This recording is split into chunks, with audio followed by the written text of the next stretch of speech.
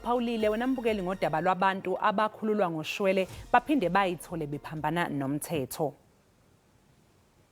Indaba kaShwele Msakazi indida yona ngeke sesiyiqonde ukuthi umthetho usebenza kanjani kuyona, ngoba uma ubuka indlela okwenzeka ngayo ekushiya unemibuzo eminingi.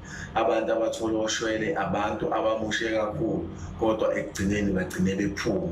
Kuthi umuntu owenze into encane agcine ehlala impilo yakhe yonke ngaphakathi. Uthi umbono wami laba bantu abafe bakhishwe ngoshwele baphinde badala amacala. Uhulumeni aphinde babuyisele khona ejele. Umuntu uma yagwetsha iminyaka eyisihlanu avele bamnike nje iminyaka eyi-15 ngoba usekhombisa ukuthi akakulungeli ukuthi abezohlala ngaphandle. Bekumele into obuhulumeni aqhubeleke ngokubanikeza abantu iparole, akho ngxaki ebantwini okanye nakwiparole. Qha ngumuntu omnye owenze imistake zakhe okanye ingxaki zakhe. So andiboni ingxaki kuneparole. Hayi Msakazi, leyo kusho into eyodwa nje, kusho ukuthi abakulungela ukuhlala nabantu. Sebaphenduka igcwele. Funeka bahlale ngaphakathi babolele ngaphakathi ngoba manje kusho ukuthi abakulungela ukuhlala nabantu.